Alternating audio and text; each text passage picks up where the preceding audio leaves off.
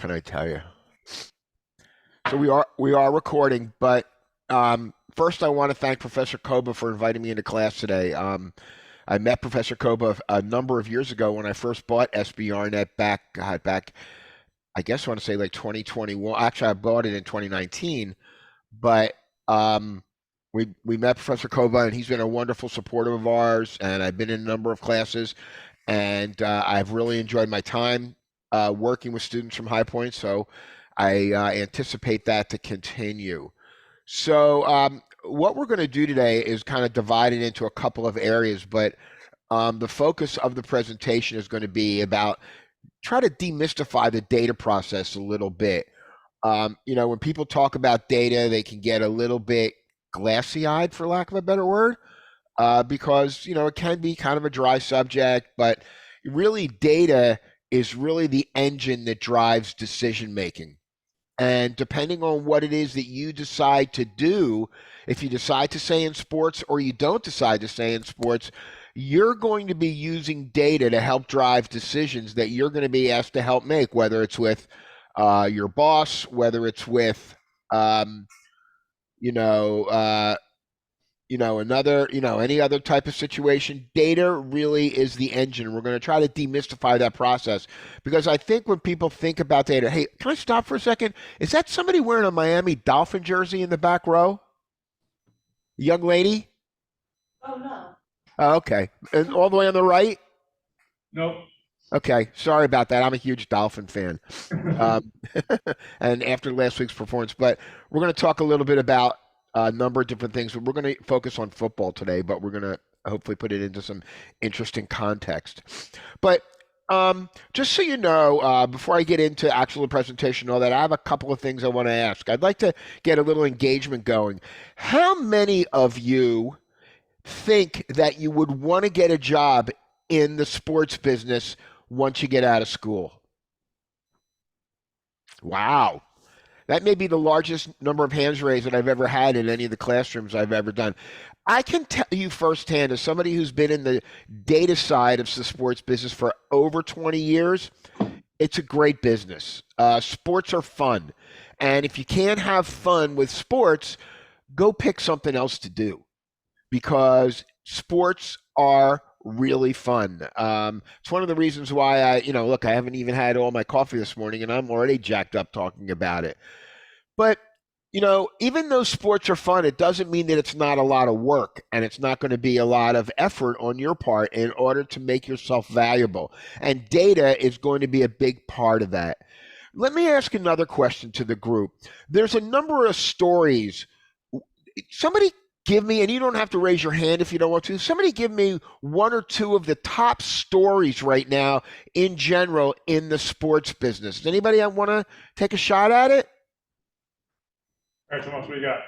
Yeah, there you go. Aaron Rodgers. You said Aaron Rodgers. What's the story? Tell me the story real quick. Hop up. Thomas, come on up. You're way back there. The microphone's way up here. Hi, I'm Tomas. Hey, Tomas, I'm Neil. Nice to meet you. Top story right now is Aaron Rodgers, how he tore his Achilles on Monday Night Football in his first game. He only played 75 seconds. So, 4 plays. 4 plays. And I know. Jets are freaking out and all that. We're kind of like, yeah, we spent a lot of money on this guy. And he's out. I know. But one of the stories, I was watching CNN when I first woke up this morning, and Tomas, thank you. You can go back to see if you need to. Thank you. But one of the stories is brewing from this is that the NFL debate over artificial turf versus real grass is going to really heat up, because Aaron Rodgers, the sacred son of quarterback, went down after 4 plays playing on an artificial turf surface in the Meadowlands in New Jersey, suburban, just adjacent to New York. Anybody else know of any other key story right now in the sports world? I had your hand up earlier. Okay. Well, how about there's one going on, there's a bunch of them in soccer. There's the story of the president of the Spanish Soccer Federation who, after Spain in the World Cup, apparently, kissed one of the players on the lips, and it has been kind of deemed that it is a little bit of a creating a little bit of a sexual harassment situation. So, look, sports, there are so many elements, so many aspects, so many topics, so many things going on. But if you decide to make sports what it is that you want to do, I highly suggest, you do what I do in the morning. First thing I do is after I get up, shower, brush my teeth, go to the bathroom. What I do is I look at Smart News. I have the Smart News aggregator app on my iPhone, and I look at it, and I always go to the sports section first. My wife thinks that's a little nutty, but that's my business and that's my world. And I get a little caught up on what's going on, and then I look back at the general news and all of that. So, the sports business is a great business, and it's a lot of fun. I hope we're going to have some fun with today's topic. Again, I want to thank Professor Koba. I want to thank David Bryden, also in the library, very supportive. By the way, if you've not gone into the library, if you've not met David Bryden, he's a wonderful resource, not just for things like SBRnet, but for all sorts of things in general as you're doing various presentations, and not just here for Professor Koba, but for others. So I'm going to share my screen right now. At least I hope I am. Professor Koba, are we seeing my screen? You're good. Awesome. It's a good start, usually. So my company, as you know, is SBRnet. It stands for Sports Business Research Network, and we are the folks that run or the sports market analytics platform. It gets a little schizophrenic at times because SBRnet is the name of our company, but Sports Market Analytics is the name of the data platform. But what we're going to do today is we're going to demystify this data process. Look, I'm not a data scientist. You're probably not a data scientist. We're not Professor Koba is not a data scientist. We're not data scientists. Nobody expects us to be able to tear into the deepest, darkest depths of this data or any other data. But what we're hopefully going to do today is talk a little bit about the process and really what data can do to help you with your process and with your projects. Just to let you know, we are a platform of data analytics. It's live data for both sports fans, sports participation, as well as product sales. All of the data is live. There's no dummy data, no fake data. The data we get in three different ways. One, the sports participation data I buy. The sports sales data, equipment data I buy. But the sports fan data, I make. So every year we do this super duper large, and that's a scientific term, by the way, super duper large study of sports fans every year. And we focus on things like attendance, demographics, fantasy sports, gambling, esports. Hey, how many of you are interested in esports? It's one of the fastest growing areas, or actually was one of the fastest growing areas. How many of you are into esports? How many of you play sports games on your games console? Me too. But again, continues to grow. Streaming. Here's another question coming at you. How many of you now prefer to watch your sports on a streaming channel like Amazon, like Netflix, like Paramount, like YouTube, versus, say, traditional CBS or NBC or something like that? How many of you are streaming? Because right now, streaming is the savior of professional sports, and we're going to talk a little bit about that a little bit later. Today, though, we're going to focus on one specific area. We're going to focus on sports gambling. And Professor Koba, is online sports gambling legal in North Carolina? I meant to look and I forgot. I don't remember if they passed the bill or not. Okay. I thought they had, so it should be coming out in the next year or so. I think it was going to go live in January. Anybody know? That's correct. Yeah, it goes live in January. Okay, so we're going to focus today when we get to it on a market that has online sports gambling because it presents a really interesting scenario. But the data that you're going to work with, it comes from SBRnet and the Sports Market Analytic Platform. We cover 19 sports, professional sports, all the way from the NFL, the Beast, all the way down to smaller, more lesser known sports, whether it's minor league baseball, minor league hockey. We cover women's sports. We cover soccer incredibly well. We cover both MLS as well as fans of international soccer here in the United States. By the way, what a growing category. I think there's going to be a lot of potential jobs available from English Premier League teams, from La Liga teams, from Bundesliga, from all of the foreign teams because they all want in on the USA market. We're going to cover something like game attendance, sports travel. I'm going to stop here. And I was talking to Tim Koba, Professor Koba last night, and I said, look, everybody wants to get a job for the New York Yankees, for the Carolina Panthers, for the Florida Marlins, for the Miami Dolphins, the Miami Heat. That's the jobs everybody wants. They're glamorous. It's fun. But the reality is that's not where you're going to start. You're probably going to start maybe working for, I don't know, one of your local cities, maybe the High Point Sports Commission, which, by the way, is a thing. And the Sports Commission is charged with bringing events into the High Point area to use the facilities, to stay in hotels, to eat in restaurants, whether it's a little league tournament or a major NGB, national governing body, who wants to sponsor a championship. So that's probably where a lot of you might start. And if you're not thinking along those lines, my advice to you would be think along those lines. I was lucky. I got my start working for a large data company. I started in sales. I spent the bulk of my career in sales. Sales is a wonderful place to start. Why? Because it gave me an opportunity to learn the business. So my question today is, and by the way, it's rhetorical, is, are you data-driven? When I talk about data, I talk about telling a story with numbers, with facts. Anybody who starts a story with, I heard from my uncle this, you can pretty much be assured that that's not a fact. You can pretty much assure that is anecdotal or observation-driven. Most data-driven, most facts start or end with data. Tomas, in your case, your story said that Aaron Rodgers went down, for the New York Jets after only a few plays. He went down after 4 plays. He played 75 seconds. So what you did was you took that story, added a couple of facts, and it became a data-driven insight. So that's really what makes a difference. But if somebody tells you, hey, I heard from my brother this, you know what? Chances are that's an anecdotal story and not a fact. But telling a story with insights and data will bring things to life. I can't tell you. I'm going to tell you a quick story. There's a gentleman at NYU who I worked with last year on a project. His name is David Sutherland when he was a junior.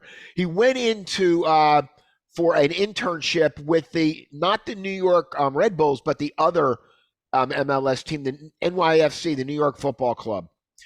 During the presentation, he's talking and, he's answering the usual questions and things like that.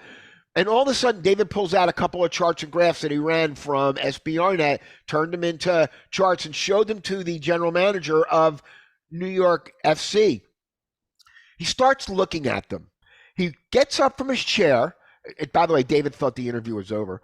And he walks around to the other side of the desk and sits down right next to David and starts talking about the data. And David said for the next 45 minutes, that's all they talked about.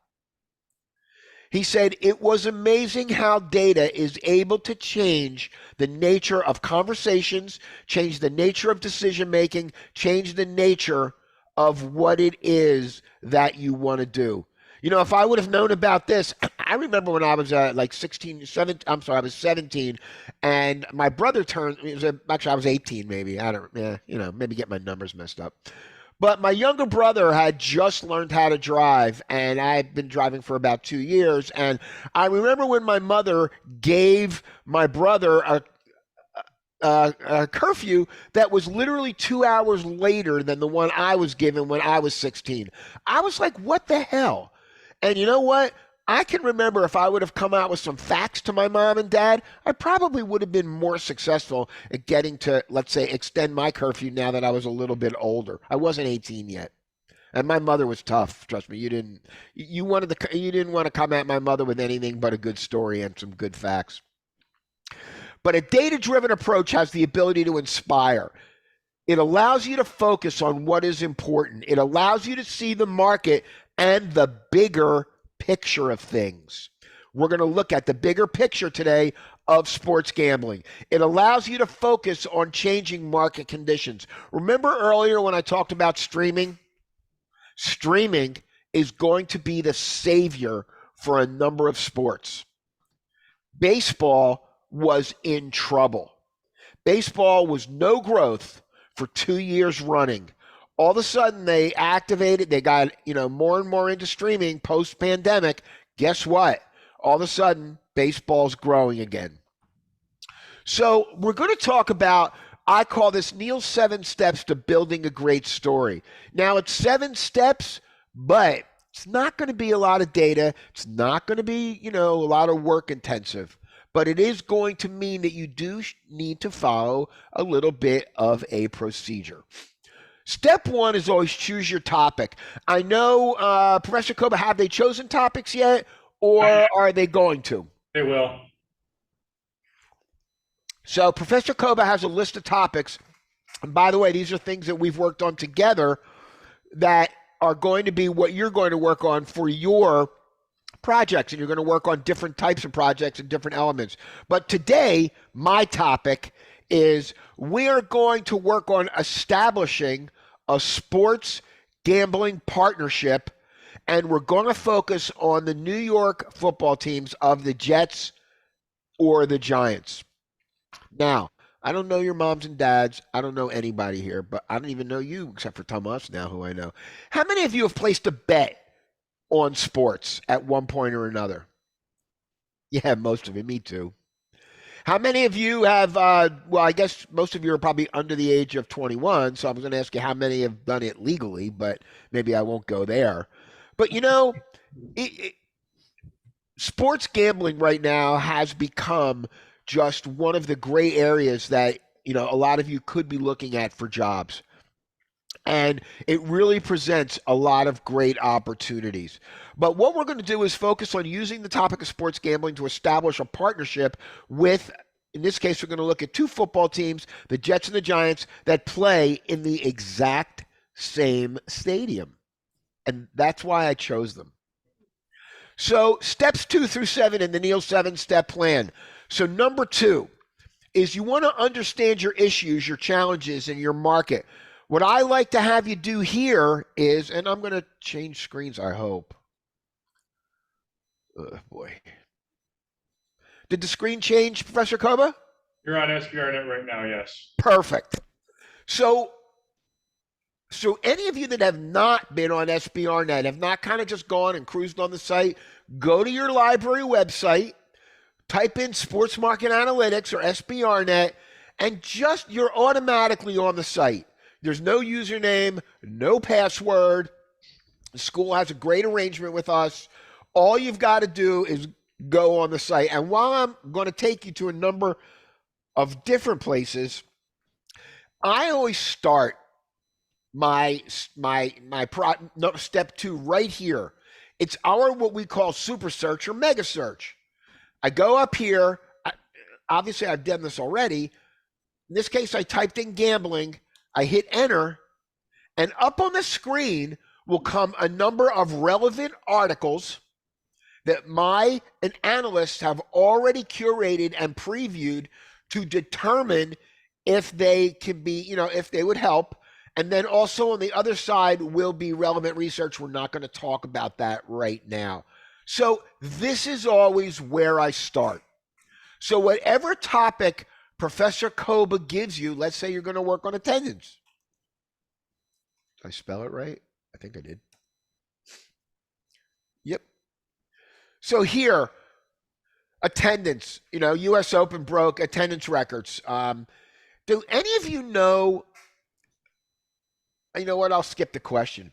The U.S. Open tennis is the most lucrative annual sporting event that goes on in the world. The U.S. Open generates more revenue than the Super Bowl, than the NCAA Final Four, than any single event that goes on a yearly basis. 14 days, 2 sessions a day, and 2 tickets are super expensive. So, again, whatever it is your topic's going to be, this is really where you want to start. On the SBRnet site, type in, let's go football attendance, just out of curiosity. This one I didn't do, so I'm working without a net here.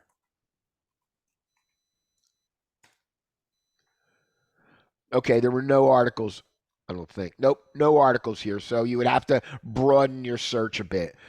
But my point is, again, you always want to start here,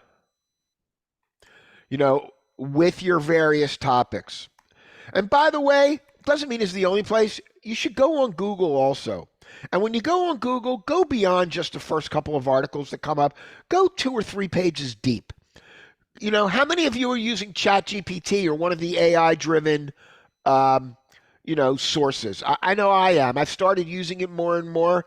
I will say I'm not overly impressed yet, but every once in a while I'll go type in a question or a phrase, and I'll ask to create something, and sometimes I'll get something back that I like, sometimes I won't. It's a crapshoot like anything else.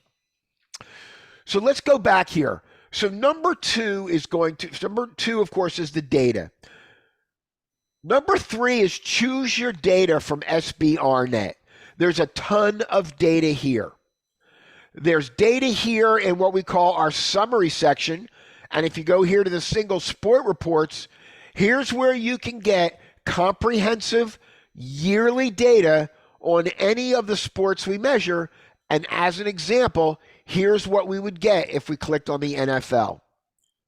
So what we're looking at here is data from our annual study of sports fans. Last year, we went out in first quarter January and surveyed 6,400, and I can't remember the final number, of sports fans around the country. We didn't just randomly pick any sports fans. What we do is that we build a model of the market so that our sample is what they call nationally representative. Have any of you ever heard that term before, nationally representative? You hear it a lot in political polling and political type situations. So we create a nationally representative sample of adults or persons 13 years and older. So how you would look at this is that from 2015 all the way to 2022, right here, the first column is the average or the total number of fans ages 13 years and older. We define a fan as someone who watches and or attends. So you can do both or you can do one or the other. So in 2022, all of these numbers, by the way, are in thousands. So you add 3 zeros. There were 153,186,000 fans of the NFL, up from 143,180,000 for the previous year, up again, up again, up again, up again, up again, up again. This is the best year ever. 2022 is the best year ever for the NFL. And there's a number of different reasons, viewership, attendance. There's a number of reasons why we're going to, the biggest thing is, is that sports fans have kind of shaken off the last of the kind of remains of the COVID pandemic. Although the sad thing is it does appear that it might be coming back. I know there's a new booster and I'm going to probably get it. But so, we might be back in the soup a little bit again. But that's not really what it is that, I want to focus on. So I want to focus on the data. In addition, another place you will get at the data is in our premium section. You click on premium. You go down here to fan studies. Down here is all of the detail from the entire study, including all of these categories. And I know this might be a little small. I'll make it a little bigger. So hopefully you can see it. But literally, these are all of the questions that were asked within the confines of the yearly study of sports fans. But we also have the data on a team-by-team basis. So you can literally now go down and look at the data on a team-by-team basis, which, by the way, we're going to look at shortly. And this is data that you will also have at your disposal. All of this data, you simply click on the report, download it to your computer, and it comes up in Excel. And it looks like this. I already downloaded this one. So this is the data will all come up. There'll be a banner across the top with all the teams, and then the various categories will be represented down the two left-hand columns. We'll talk about this a little bit more in a minute. Let's go back to this. So you're going to choose your data, but then you're going to organize and clean it. Excel works fine. Copy and pasting works fine. You don't need to do any advanced importing, exporting. You don't need anything like that. All you need to do is decide what data is important and what data will help you tell your story or make your story. And it doesn't have to be good news. It can be bad news, by the way. The story doesn't have to be good news. It can be bad news. I've had that happen to me a number of times where what I thought was happening in reality was not, because data told me differently. So organize and clean your data. Excel works fine. Create visualizations, charts, graphs. Pictures tell a better story than numbers. Pictures tell a better story, a faster story. We'll talk a little bit about, but again, use Excel to create visualizations. You don't need fancy PowerPoint skills. You don't need fancy data visual. You don't need to use Adobe Illustrator or anything like that. All you need are to create visualizations, because from your visualizations, you're going to generate insights, which are your observations and your facts. And we're going to walk through a scenario in a minute. And then what you're going to do is you're going to tell a story, because that is what's going to separate you from everyone else that's out there. I talk to data people all day long, and I ask them sometimes, skip what you did and skip all this. Tell me the story of what the data tells you. What does it mean? What does it say to you? I even challenge my own analysts, my own interns, to that exact question. And I know what? And a lot of times they walk away kind of shaking their heads because they didn't get the story right, or they didn't get it. So again, we talked about starting on the search aspect of sports market analytics. This is a screenshot of what we just looked at. Great place to start. This is where you go. Choose your topic. Put your search phrases in there. Go look and see. Read the articles, folks. Don't just skim the headline or the first paragraph. Read the articles. It's amazing what kind of nuggets of information you will find when you're looking through these articles, which is also, by the way, why I talked a little bit about using Google, going beyond the first couple articles. So I then talked about collecting and organizing your data. You'll go on SBRnet, you'll select the data from the premium section or from the summary section, and you'll select what you need. You know what this is? This is simply a cut and paste right out of here. This is what the data, now it's a lot bigger, obviously, because I wanted it for presentation, but the data is a lot bigger. But what I'm looking at right here is a simple cut and paste. No special skills on my part. I have them, don't need them. But let's talk about what we're looking at right here. So as you collect your data, what we're looking at is a small cut of sports gambling. So the very first line is the total number of fans for the four teams that I looked at. Those were the Giants, the Jets, and I included the Eagles and the Steelers. I'm from Philadelphia, so I figured, hey, why not include Pennsylvania? So the numbers read like this. The New York Jets have 8,031,000 fans. Remember, I told you everything's in thousands. All whole numbers are thousands unless they're percents, which of course then they're percents. So the Giants have 8 million fans roughly. The New York Jets, 2.8 million fans rounded up from 2.766 million. The Philadelphia Eagles, 6.7 million, 6.8 million. The Steelers, 7.3 million. Now, remember what I said. These are total fans and total fans of people that watch and or attend. I want you to keep that in mind for a minute. I'm going to skip that vertical percent and horizontal percent for now, but we're going to focus on gambling today. So we know that the New York Jets have 8 million fans. If we go down to that next major column, it says who has gambled or placed a bet on a sporting event or game in the past 12 months in any sport. We know that the Giants have 8 million fans, of which 1.6 million placed a bet or gambled. For the New York Jets, they've got 2.8 million fans, of which 950,000 placed a bet. Who wants to read the Philadelphia Eagles number for me? Anybody? Just go for it. I don't. Bueller. Okay. For the Eagles, they had 6.7 billion fans million fans, and 1.1 million placed a bet. Correct. Pittsburgh Steelers have 7.295 or 7.3 million, of which 1,120,000. Now, we now know that the New York Giants have the largest fan base of the 4 teams we looked at. That's a fact, folks. We know that. We also know that more Giants fans placed a bet or gambled on sports than any of the 4 teams we just looked at. That's a fact. That's data. But here's where it gets interesting. We have something called vertical percent.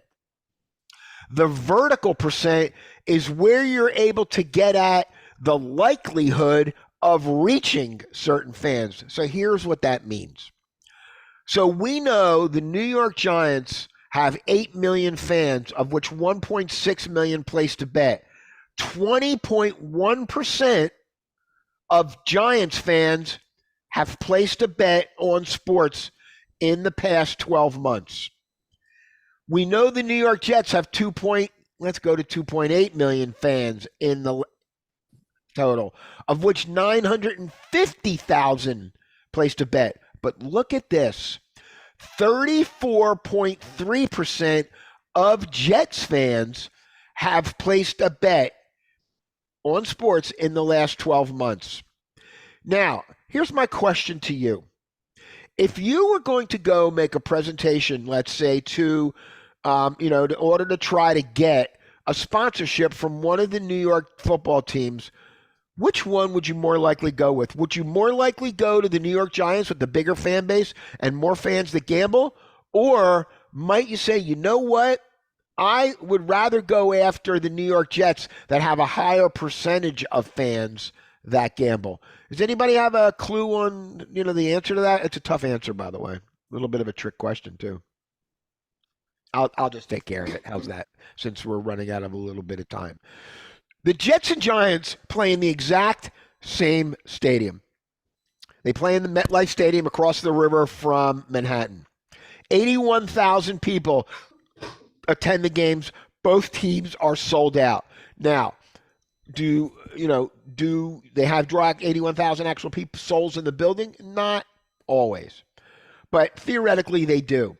So if you're going to use the Giants in order to develop a sports gambling partnership, yeah, you're likely to reach more fans, but you're also less likely to be able to reach them, let's say, because you only cover 20% of their fans.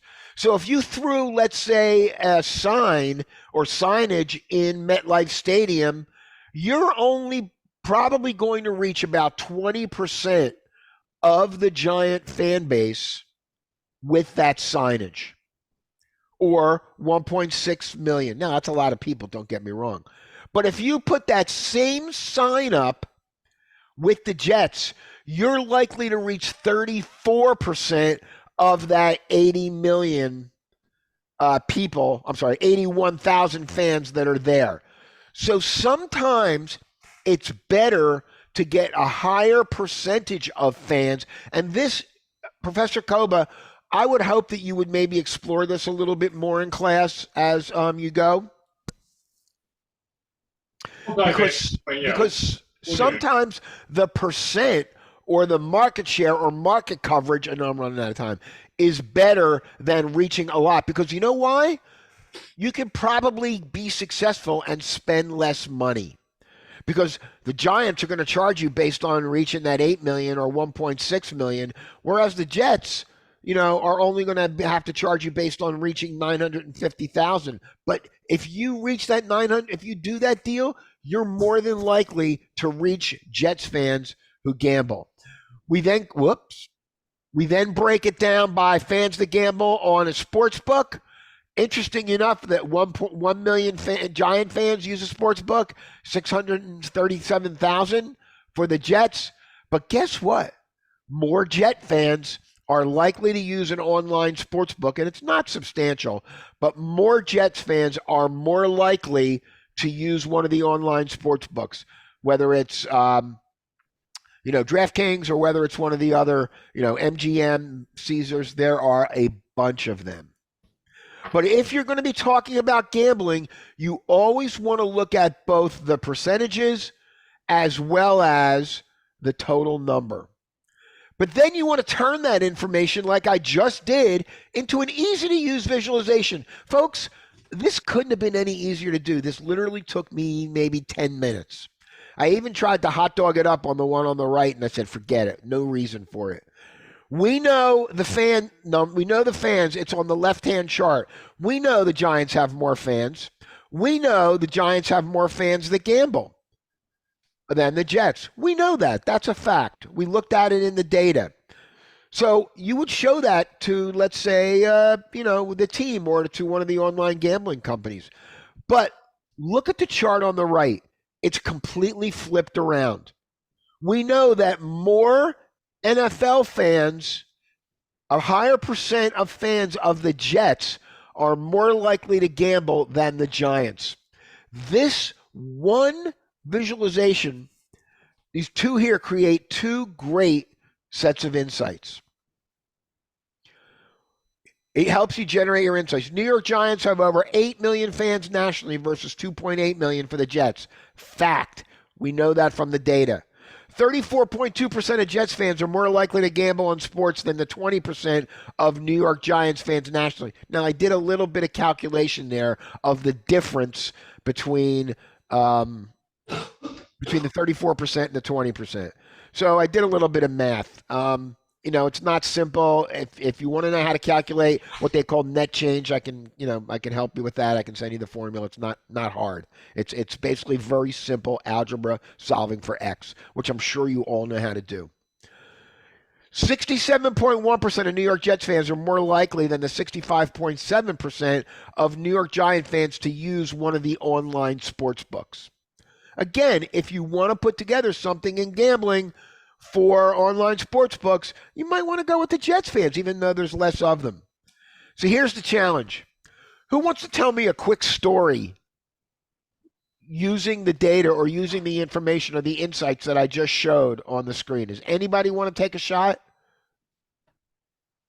I'll make Professor Koba give you a half grade better on your final exam if you want to take a shot at this one.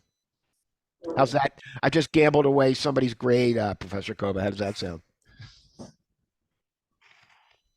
Nobody? Tomas, you want to take a run at it? Since I know your name already? I don't know about that one. Okay. Anybody want to raise your hand? So the thing is, what do we know? Here's the story. Yeah, we know that the Giants have significantly more fans, almost 3.5 times more fans than the New York Jets. That's a fact.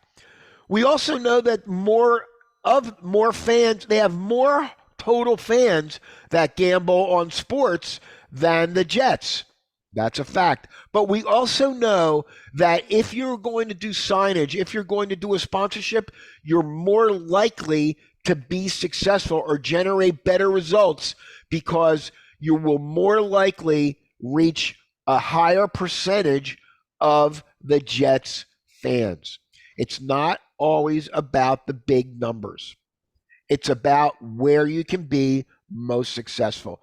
So it's not a hard story to tell. I literally just told that story in 3 sentences. And when you're asked to get up at the end of the term and tell your story, guess what? That's all I'm going to expect from you in many cases. Tell your story in 3 sentences. Now, I want to just show one more thing. So when you go look at the team-by-team data, number one, it's always a good idea to make yourself familiar with the methodology, how the data is collected. Oh, I got the wrong sample size. 6,330. Here are the table of contents. There's no need for you to start scrolling around and all that. If you're going to do something on streaming, go right to streaming. If you're going to do something on gambling, go right to gambling. If you're going to do something on fantasy sports, go right to fantasy sports. If you're going to do something on sports travel, go right to sports travel. Don't think you need to, deal with other things. Okay, all of the data, but look at the data, scan the data points, because here's an interesting example. One, we break the data down by where people place their bets, but look at this. Here's also an interesting example of the percent of people that say they're going to gamble more in the coming year. Here's another interesting data point. 11.2% of Jets fans indicate that they are likely to gamble more than they did in the preceding year. Guess what? 22% of Jets fans are more likely to gamble. If I was a gambling operator of an online gambling site, that would put a smile on my face, because I know, one, I can reach a decent amount of fans. Two, I can reach them with good value. And three, I can reach them in a number of different ways. So again, here's my point. You want to be able to look at the data in a variety of different ways. Look at all of the data points that are available. By the way, that wasn't New York that we were looking at, just FYI. I forgot who I was looking at. So again, last, I want to thank Professor Koba for inviting me into class today. I hope we've been able to kind of enlighten you and demystify a little bit about this process about using data. And the good news is I've really enjoyed my time today. I hope some of you have also. The bad news is you're going to see me again this term. In fact, you might even see me again twice. So, let's get used to one another. Professor Koba, I don't have anything else. Are there any questions? Are you guys almost done, by the way? Did I take all the time up? Oh, we got some. They're working on their other reports now. So Okay. So. All right. So again, thanks to everybody. Any last minute questions? If you have a question, what I would suggest is get it to Professor Koba. Professor Koba and I have a good relationship. He will send it to me, and then I can get him back the answer. If it was done in email and I see your email, there's a good chance I'll just send it right back to you. But again, thank you very much for your time today, Professor.